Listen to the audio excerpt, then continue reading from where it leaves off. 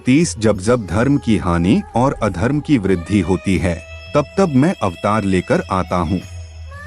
सज्जनों की रक्षा, दुष्टों का विनाश और धर्म की पुनः स्थापना, इन 3 कार्यों के लिए मैं प्रत्येक युग में प्रकट हुआ करता हूँ।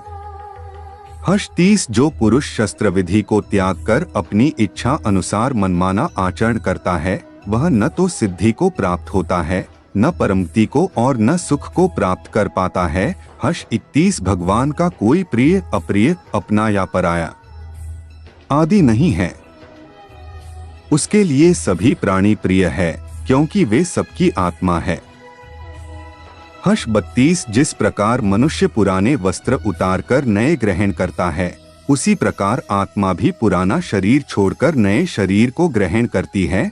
जब 2 व्यक्ति एक दूसरे के निकट आते हैं, तो एक दूसरे के लिए सीमाएं और मर्यादाएं निर्मित करने का प्रयत्न करते हैं। हम यदि सारे संबंधों पर विचार करें तो देखेंगे कि सारे संबंधों का आधार यही सीमाएं हैं जो हम दूसरों के लिए निर्मित करते हैं, और यदि अनजाने में भी कोई व्यक्ति इन सीमाओं को तोड़ता है तो उसी क्षण हमारा हृदय क्रोध से भर जाता है। किंतु इन सीमाओं का वास्तविक रूप क्या है? सीमाओं के द्वारा हम दूसरे व्यक्ति को निर्णय करने की अनुमति नहीं देते, अपना निर्णय उस व्यक्ति पर थोपते हैं। अर्थात किसी की स्वतंत्रता का अस्वीकार करते हैं, और जब स्वतंत्रता का अस्वीकार किया जाता है तो उस व्यक्ति का हृदय दुख से भर जाता है, और जब वो सीमाओं को तोड़ता है तो हमारा मन क्रोध से भर जाता है। क्या ऐसा नहीं होता? पर यदि एक दूसरे की स्वतंत्रता का सम्मान किया जाए तो किसी मर्यादाओं या सीमाओं की आवश्यकता ही नहीं होती। अर्थात जिस प्रकार स्वीकार किसी संबंध का देह है, क्या वैसे ही स्वतंत्रता किसी संबंध की आत्मा नहीं? स्वयं विचार कीजिए। निर्णय के क्षण में हम हमेशा ही किसी अन्य व्यक्ति के सुझाव, सूचना एवं मंत्रणा या परामर्श को आधार बनाते हैं, और हमारे भविष्य का आधार हमारे आज किए हुए निर्णय के ऊपर होता है। तो क्या हमारा भविष्य किसी अन्य व्यक्ति के दिए हुए सुझाव एवं परामर्श का फल है? क्या हमारा संपूर्ण जीवन किसी अन्य व्यक्ति की बुद्धि का परिणाम है?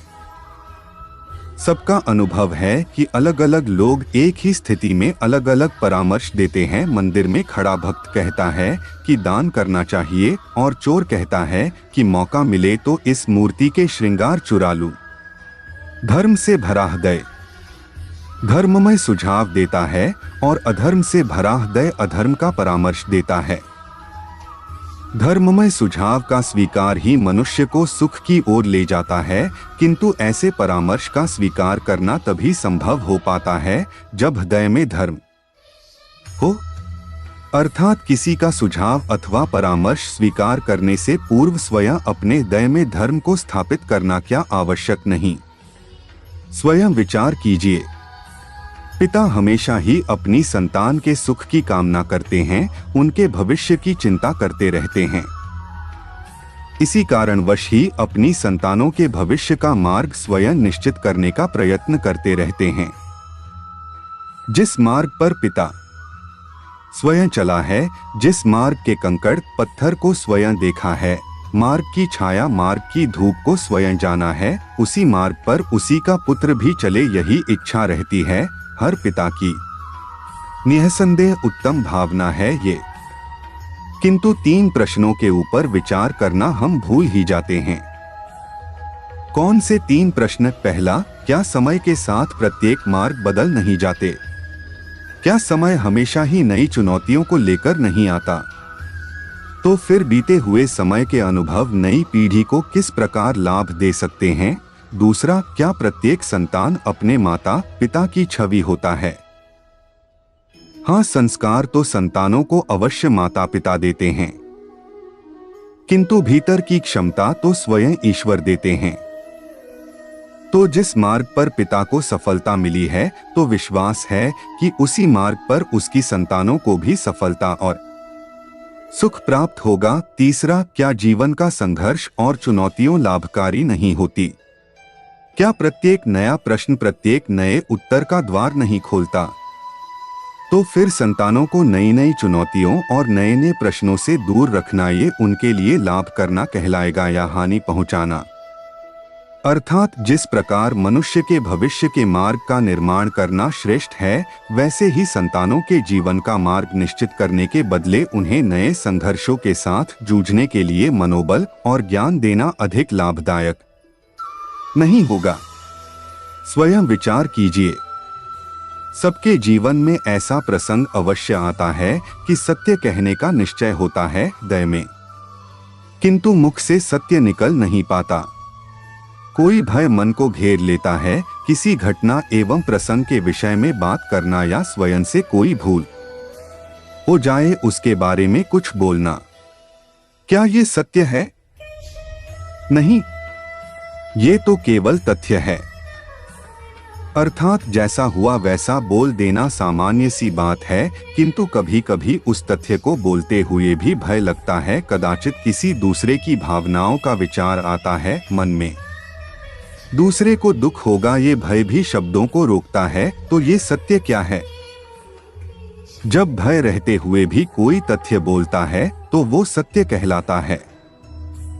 वास्तव में सत्य कुछ और नहीं, केवल निर्भयता का दूसरा नाम है, और निर्भय होने का कोई समय नहीं होता, क्योंकि निर्भयता आत्मा का स्वभाव है। अर्थात प्रत्येक क्षण क्या सत्य बोलने का क्षण नहीं होता?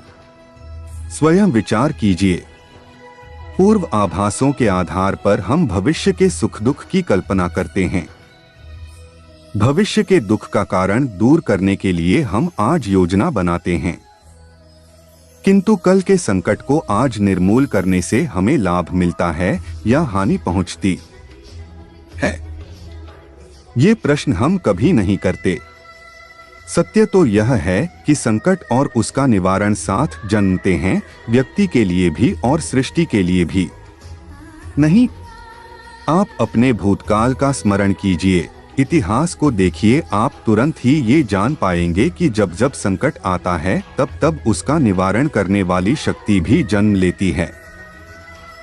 यही तो संसार का चलन है। वस्तुतः संकट ही शक्ति के जन्म का कारण है। प्रत्येक व्यक्ति जब संकट से निकलता है तो एक पद आगे बढ़ा होता है, अधिक चमकता हुआ होता है, आत्मविश्वास से भरा होता है, न केवल अपने लिए अपितु विश्व के लिए भी। क्या यह सत्य नहीं? वास्तव में संकट का जन्म है अवसर का जन्म, अपने आप को बदलने का, अपने विचारों को ऊंचाई पर करने का सत्य, अपनी आत्मा को बलवान और ज्ञान मंडित बनाने का सत्य। जो ये कर पाता है उसे कोई संकट नहीं होता वर्टिकल बार, किंतु जो यह नहीं कर पाता वो तो स्वयं एक संकट है। स्वयं के लिए भी और संसार के लिए भी स्वयं विचार कीजिए। परंपरा में धर्म बसता है और परंपरा ही धर्म को संभालने का कार्य करती है, यह सत्य है। क्या केवल परंपरा ही धर्म है?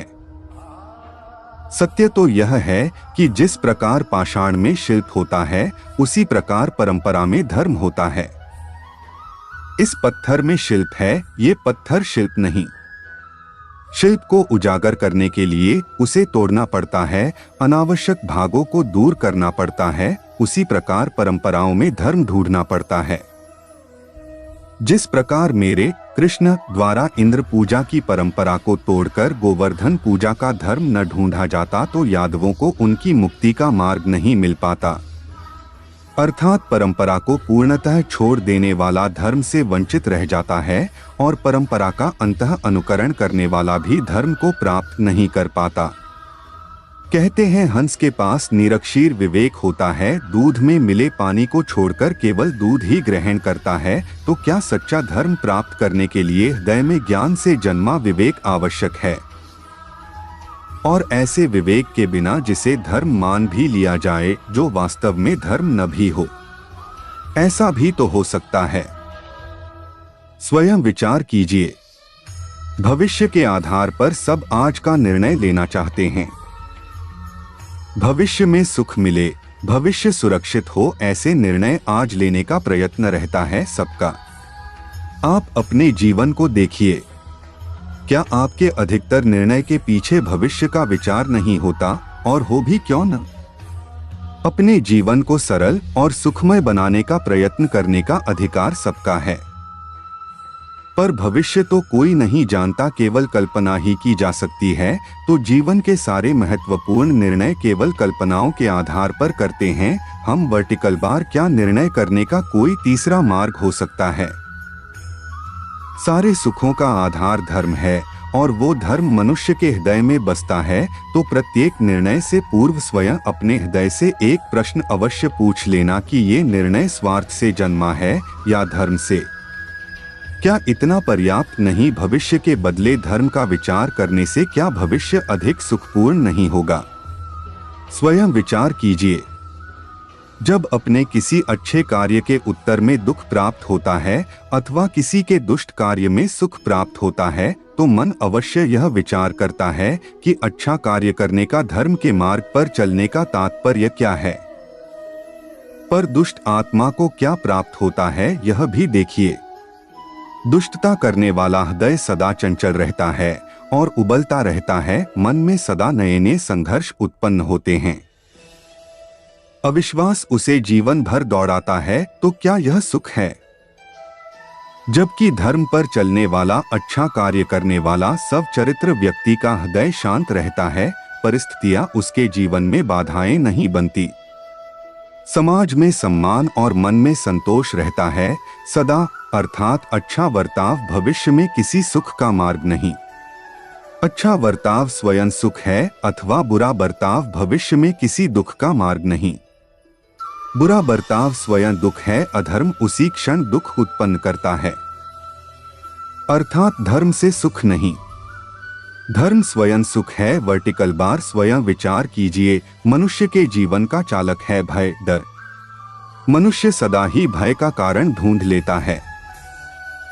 जीवन में हम जिन मार्गों का चुनाव करते हैं, वो चुनाव भी हम भय के कारण ही लेते हैं।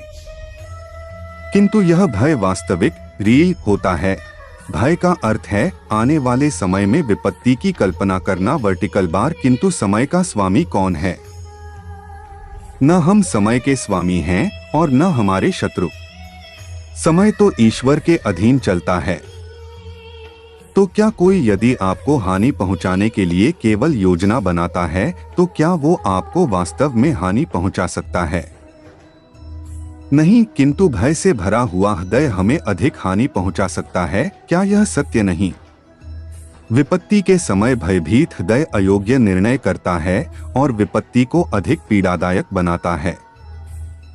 किंतु विश्वास से भरा हृदय विपत्ति के समय को भी सरलता से पार कर जाता है। अर्थात जिस कारण से मनुष्य हृदय में भय को स्थान देता है, भय ठीक उसके विपरीत कार्य करता है। क्या यह सत्य नहीं? स्वयं विचार कीजिए। जीवन में आने वाले संघर्षों के लिए मनुष्य स्वयं को योग्य नहीं मानता। जब उसे अपने ही बल पर विश्वास नहीं रहता, तब वो सद्गुणों को त्याग कर दुर्गुणों को अपनाता है। वस्तः मनुष्य के जीवन में दुर्गुणता जन्म ही तब लेती है जब उसके जीवन में आत्मविश्वास नहीं होता। आत्मविश्वास ही अच्छाई को धारण करता है। ये आत्मविश्वास है क्या? जब मनुष्य यह मानता है कि जीवन का संघर्ष उसे दुर्बल बनाता है, तो उसे अपने ऊपर विश्वास नहीं रहता। वर्टिकल बार, वो संघर्ष के पार जाने के बदले संघर्ष से छूटने के उपाय ढूंढने लगता है। किंतु वह जब यह समझता है कि ये संघर्ष उसे अधिक शक्तिशाली बनाते हैं, ठीक वैसे जैसे व्यायाम करने से देह की शक्ति बढ़ती है, तो प्रत्येक संघर्ष के साथ उसका उत्साह बढ़ता है। अर्थात आत्मविश्वास और कुछ भी नहीं, सिर्फ मन की स्थिति है। जीवन को देखने का दृष्टिकोण मात्र है, और जीवन का दृष्टिकोण मनुष्य के अपने वश में होता है। स्वयं विचार कीजिए। जब भोर हुई तो मैंने कान्हा का नाम लिया। सुबह की पहली किरण ने फिर मुझे उसका पैगाम दिया। सारा दिन बस कन्हैया को याद किया। जब रात हुई तो फिर मैंने उसे ओढ़ लिया। राधा ने किसी और की तरफ देखा ही नहीं। जब से वो कृष्ण के प्यार में खो गई, कान्हा के प्यार में पड़कर वो खुद प्यार की परिभाषा हो गई। राधा कृष्ण का मिलन तो बस एक बहाना था दुनिया को प्यार का सही मतलब जो समझाना था। जब कृष्ण ने बंसी बजाई तो राधा मोहित होने लगी, जिसे कभी न देखा था उसने, उससे मिलने को व्याकुल होने लगी। प्यार दो आत्माओं का मिलन होता है, ठीक वैसे ही जैसे प्यार में कृष्ण का नाम राधा और राधा का नाम कृष्ण होता है। प्रेम करना ही है तो मेरे कान्हा से करो, जिसकी विरह में रोने से भी तेरा उद्धार हो जाएगा। हमारी पोस्ट भगवान श्री कृष्ण के सर्वश्रेष्ठ सुविचार को डॉट पढ़ने के लिए आपका धन्यवाद। आशा है ये सुविचार आपको पसंद आएंगे व आपको जरूर प्रेरित करेंगे।